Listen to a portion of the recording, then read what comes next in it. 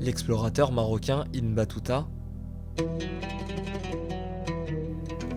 est mort en 1377, chez lui, au Maroc.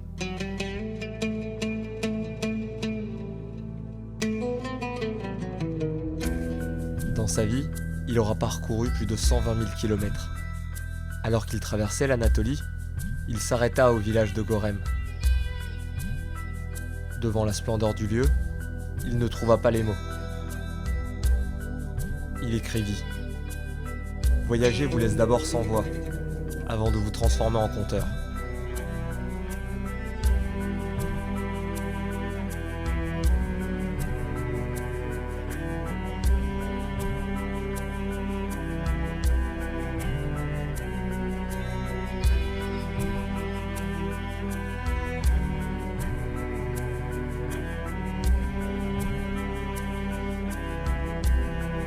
De voir ce balai de montgolfière, les gars qui habitent là-bas, ils ont ça tous les matins.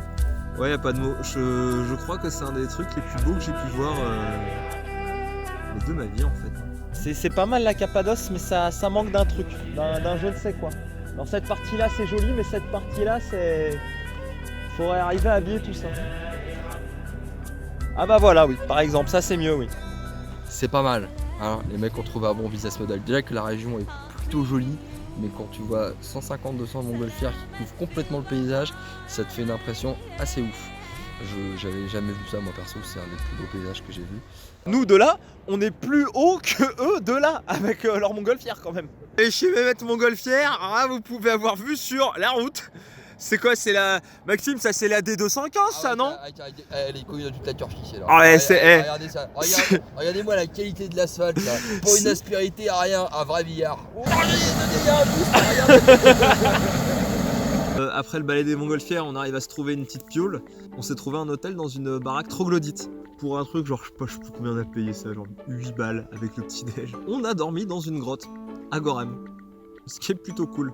Dans cet hôtel, je vois des vélos, je vois des sacoches, et on tombe sur un Canadien. J'ai acheté mon vélo sur Alibaba, 500 €. Et puis les sacoches, j'ai payé 100 €. Donc pour 600 €, ça fait 5 mois que j'ai fait. T'as toutes tes affaires dans les deux sacoches là? Celle-là, puis j'ai un autre sac. J'ai un autre sac qui va ici. Puis c'est encore un autre level.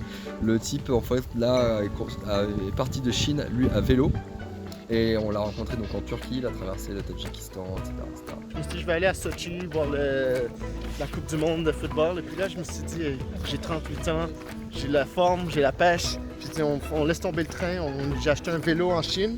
Et puis, je suis parti de Xi'an. Et puis, là, 5 mois plus tard, je suis rendu en Turquie avec beaucoup de kilomètres. Avec nous. Et tu vas jusqu'où comme ça? Là, pour l'instant, c'est Istanbul. Mais c'est ça, quand on sait pas où qu'on s'en va vraiment, c'est là qu'on va loin. Hein. Là encore, c'est un autre type de voyageur. Là, on a vraiment dans le voyageur hardcore qui passe vraiment son temps à ça. Et c'est intéressant. Et surtout, ce qui était marrant de voir, c'est que vu que ça fait 15 ans qu'il fait ça, il ne se voit pas faire autre chose. En fait, c'est devenu son mode de vie. Et du coup, à la maison, il n'y a pas de femme, il n'y a pas d'enfant qui t'attend? Pour l'instant, non. C'est ça qui... C'est bien un peu, j'ai pas d'attache. C'est ça, je travaille 6 mois. Vraiment, je donne le paquet. Je travaille très très fort. Et puis, j'essaie de sauver tous mes sous. Et puis, je me débarrasse de toutes mes possessions matérielles. Et puis, c'est ça, je pars voyager. Puis, le voyage, tu sais, c'est ça, je dors dans la tente. J'ai le vélo, je m'en tire pour 15 € par jour. Et puis, je mange très bien, hein, avec 15 €. Dans la plupart des pays, c'est largement suffisant. Exactement. Tu rencontres des gens passionnés, t'essaies plein de nouveaux trucs, de la nourriture, plein de bonnes bouffes. Et puis, c'est l'aventure. Puis t'apprends. T'apprends toujours, ouais. Il y a les gens qui partent faire du tourisme et qui vont te parler des landscapes, parler de leur hôtel et de toutes ces choses à voir. Et puis t'as ces voyageurs où à chaque fois quand je leur pose des questions sur ce qu'ils ont préféré, ils me parlent des gens. C'est toujours... En fait, j'ai l'impression que c'est ça la différence entre le touriste et le voyageur. Le touriste, il va te parler de l'endroit, là où le voyageur, il va te parler de la population. Ici, c'est super touristique. Et puis, à 40 km à l'est, un mec nous a invités pour du thé. Sa mère nous a préparé les crêpes. Aussitôt que tu sors du resort, du Club Med et tout, et là tu rencontres les gens, tu vois qu'il y a un autre monde, derrière, et puis c'est incroyable.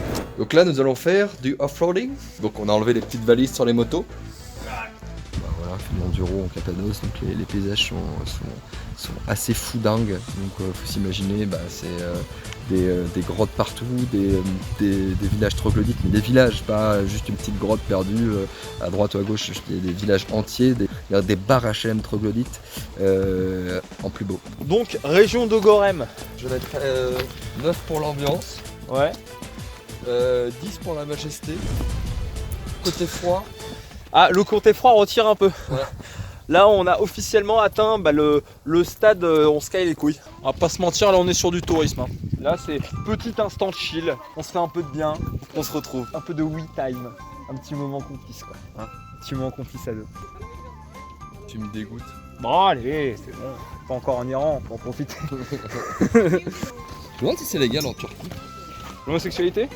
Il doit y avoir un truc un peu comme en Russie, genre t'as pas le droit d'en faire d'étalage, Je connaissais une meuf, elle était troglodyte. Elle avait une bite et une chatte. Incroyable.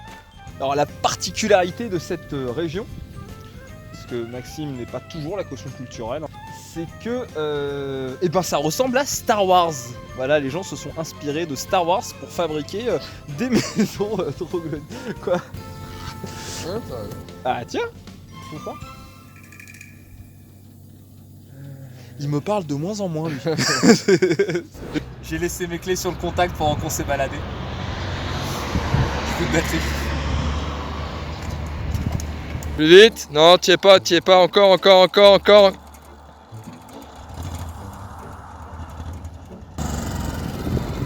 Premier coup, ma gueule.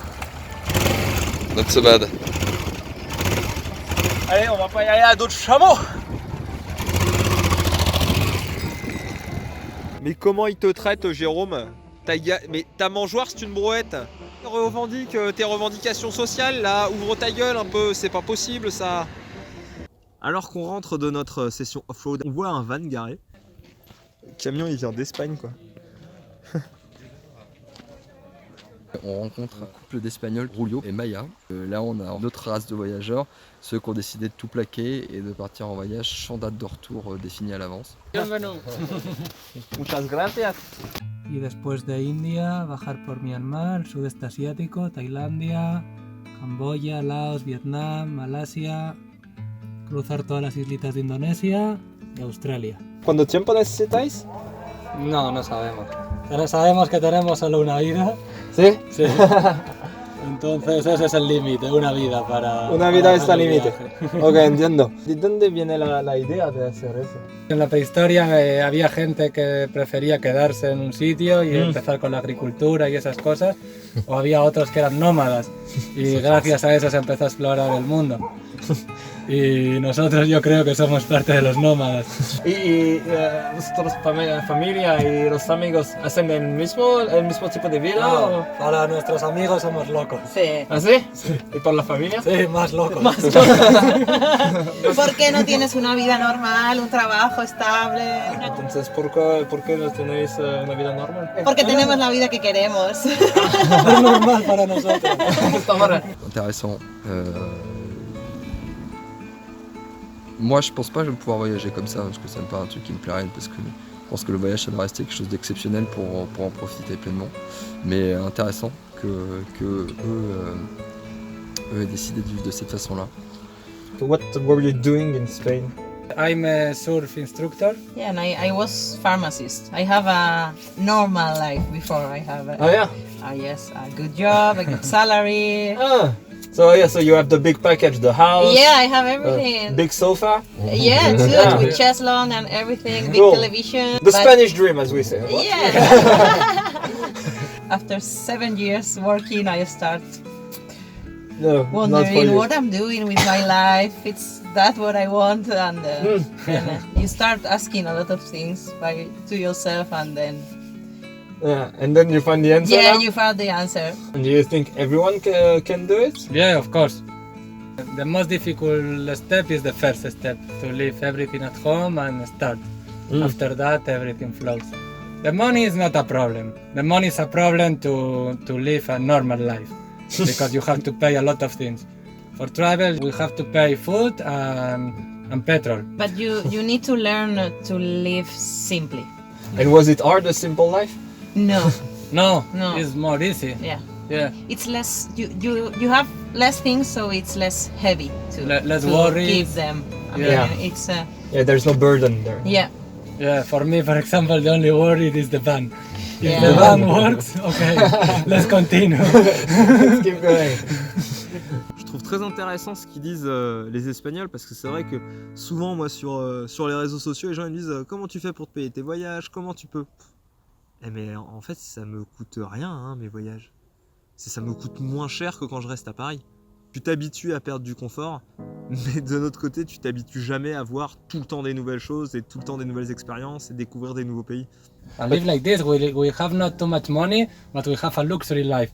Yesterday or the next day we were sleeping in the valleys, you saw yesterday, the best garden.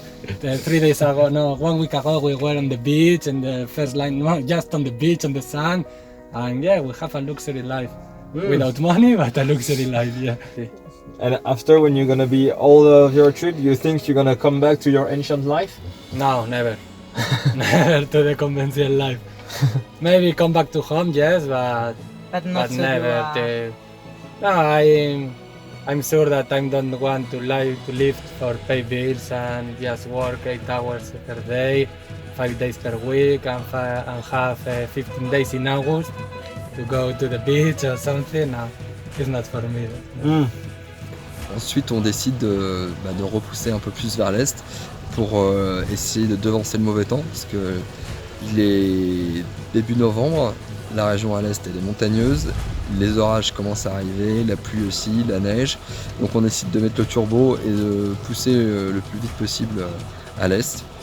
Gorem sera le dernier endroit touristique de notre voyage. L'hiver nous rattrape et les prochaines semaines seront dans des conditions extrêmes. Les motos ont tenu bon, mais est-ce qu'elles vont résister aux températures négatives du Kurdistan? Prochaine étape, le mois Arat, la frontière iranienne.